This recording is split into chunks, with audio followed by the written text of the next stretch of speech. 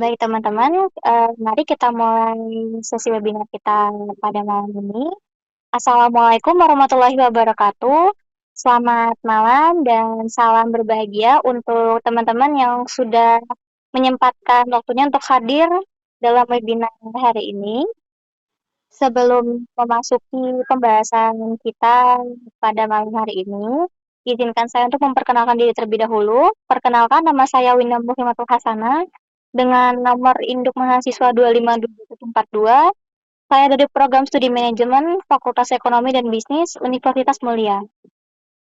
Dalam kesempatan ini, izinkan saya untuk memaparkan materi yang berjudulkan tentang transformasi organisasi modern, membangun arsitektur manajemen menuju bisnis berkelanjutan.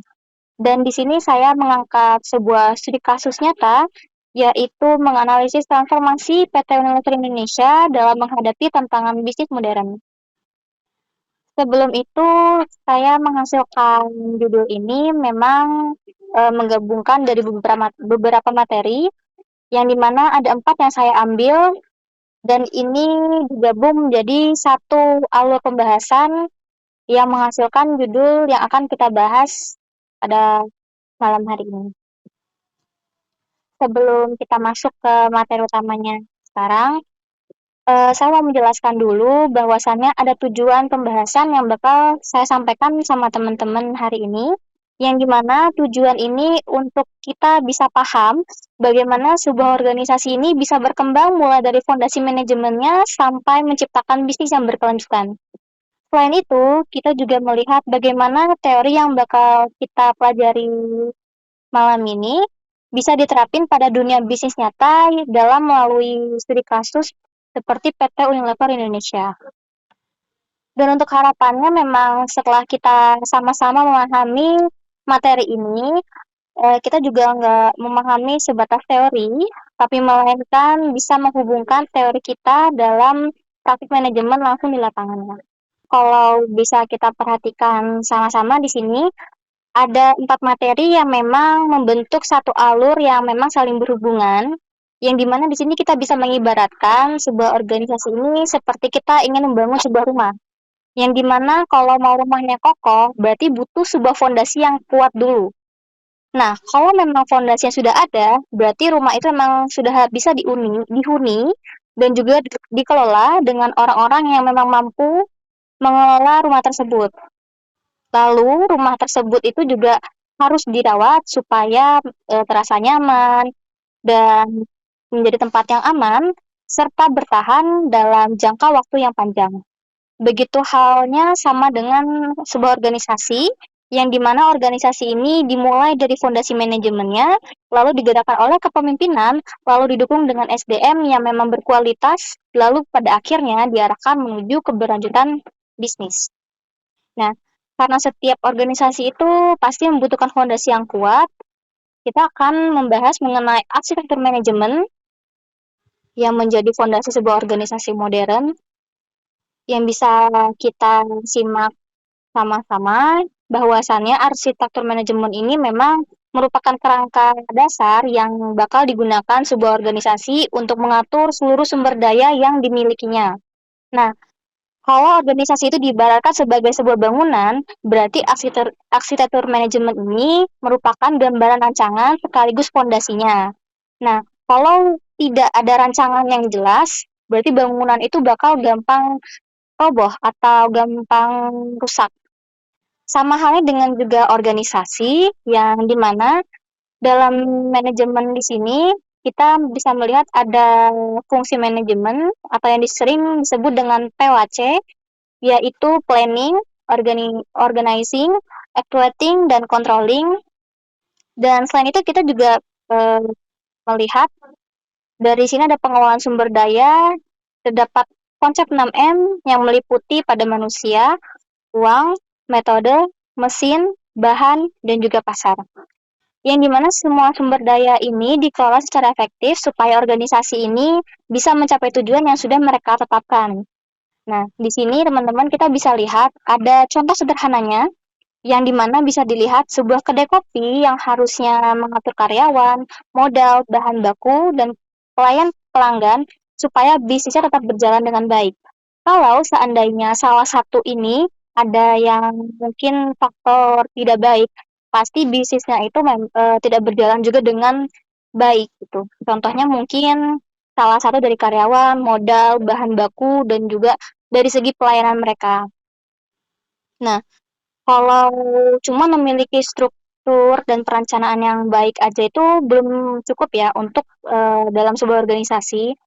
Nah, siapa sih yang menjalankan rencana tadi yang kita bahas? Nah, kita masuk kepada kepemimpinan dan juga updating, yang dimana updating ini proses menggerakkan orang-orang di dalamnya supaya mau bekerja untuk mencapai tujuan yang sudah mereka buat. Kita ibaratkan kepemimpinan ini seperti seorang kapten kapal, yang dimana kapal bisa memiliki mesin yang canggih, dan juga mereka memiliki peta perjalanan yang lengkap.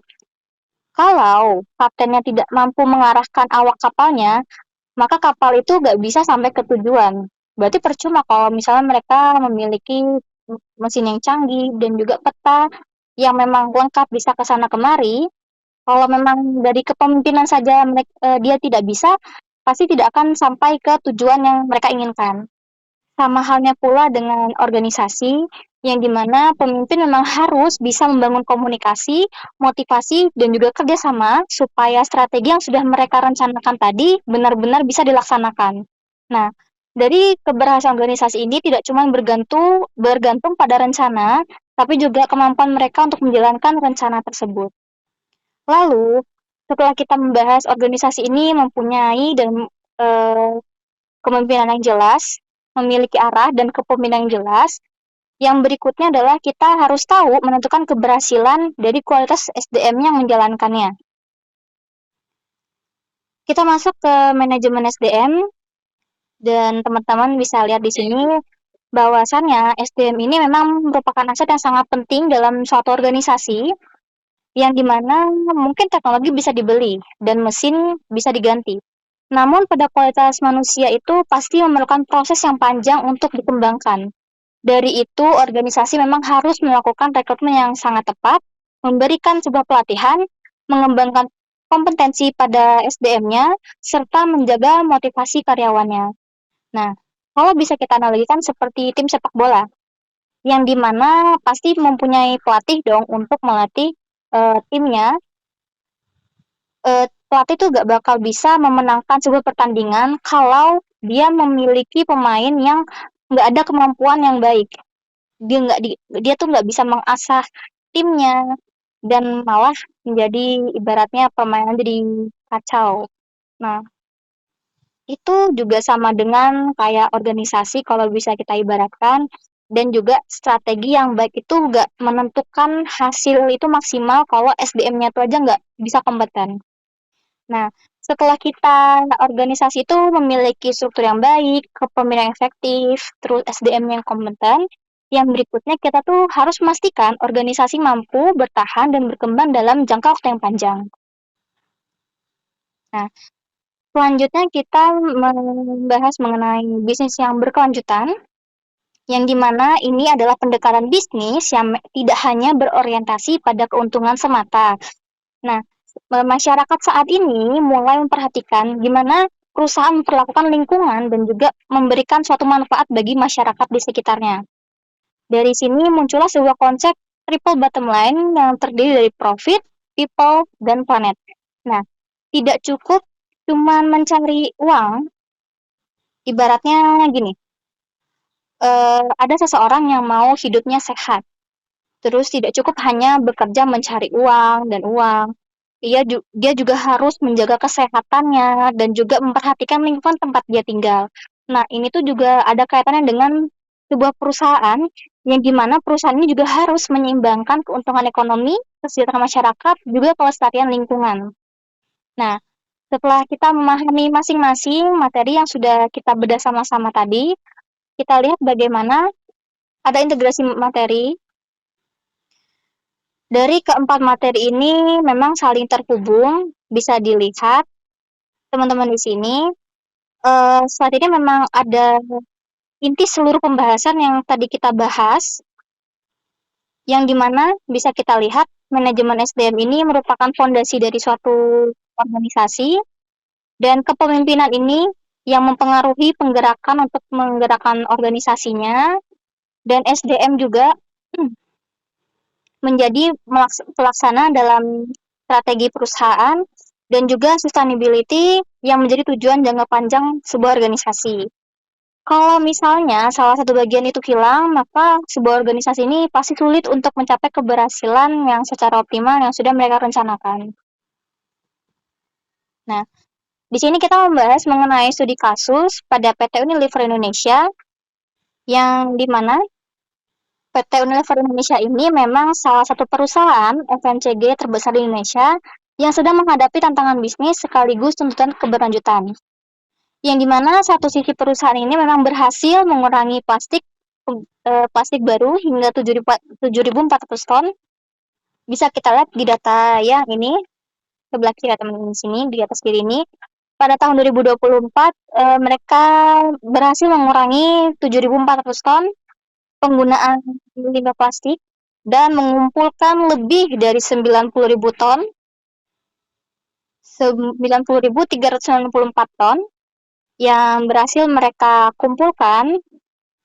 Dan juga bisa kita lihat pada grafik data sebelah kanan ini, yang dimana perusahaan itu juga memberikan pelatihan kepada karyawannya yang mencapai lebih dari 173.000 jam pada pelatihan. Tapi di sisi lain, kelemahan pada PT Unilever ini dari segi pendapatan dan juga laba bersihnya, yang dimana bisa kita di sini pendapatan bersihnya pada tahun 2022 itu mereka mendapatkan 41,2 triliun dan sangat menurun pada tahun 2024 sebesar 35,1 triliun. Pada laba bersih ini mereka mendapatkan sebesar 5,5 triliun pada tahun 2022 dan turun drastis sebanyak 3,3 triliun pada 2024. Hal menarik di sini menunjukkan kalau keberlanjutan dan kinerja bisnis pada PT Unilever ini harus bisa dikelola secara seimbang, biar tidak ada lonjakan yang gimana ya, naik turun itu nggak terlalu anjlok banget.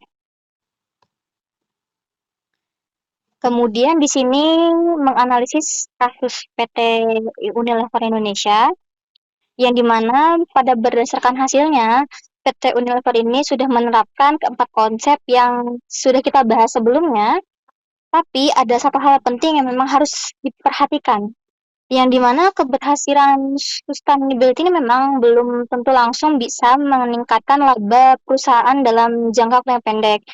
Dan ini juga kenapa perusahaan memang harus menjaga keseimbangan antara profit, people, dan planet. Karena tujuan akhirnya memang bukan menjadi perusahaan yang ramah lingkungan, tapi juga harus mampu bertahan dan berkembang secara bisnisnya. Nah, setelah kita mengetahui permasalahan dan hasil analisisnya, berikutnya mungkin ada rekomendasi dan solusi yang bisa diusulkan.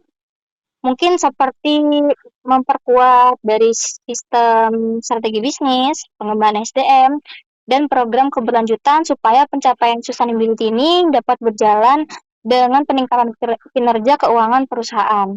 Dan di sini juga ada langkah implementasi dan alasan pemilihannya, mungkin seperti inovasi produk keberlanjutan, pelatihan SDM berbasis digital dan sustainability, atau mungkin dalam alasan pemilihannya yaitu meningkatkan daya saing perusahaan, mendukung transformasi organisasi. Baik, selanjutnya kita ke sesi tanya jawab. Mungkin ada teman-teman yang ingin bertanya mengenai seputar materi yang kita bahas hari ini. Dipersilakan teman-teman untuk bertanya.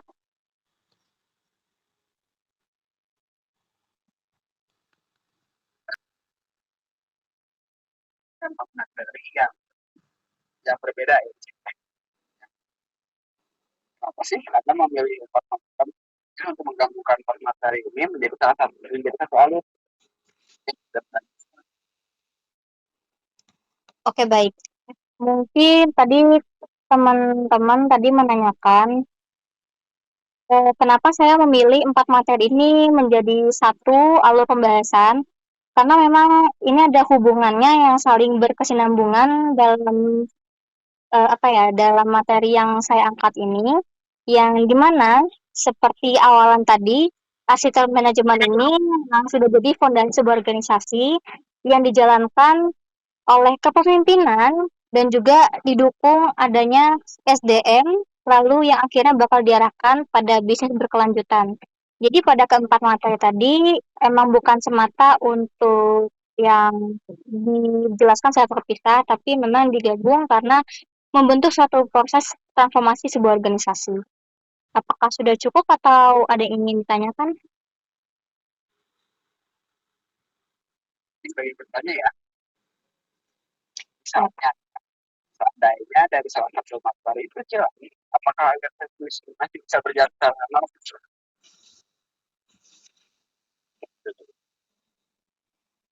Oke, apakah masih bisa tetap berjalan atau tidak? Mungkin masih bisa berjalan, namun memang nggak optimal ya. Misalnya begini, sebuah organisasi ini punya struktur yang baik, tapi dia nggak punya kepemimpinan yang efektif. Jadi strateginya tuh bakal susah banget buat mereka laksanakan, sama halnya dengan SDM yang kurang kompeten atau memang suatu perusahaannya ini mengabaikan keberlanjutannya. Jadi organisasi itu bakal kesulitan sekali dalam bertahan dalam jangka waktu panjang. Ada yang ingin ditanyakan lagi dari teman-teman kalian?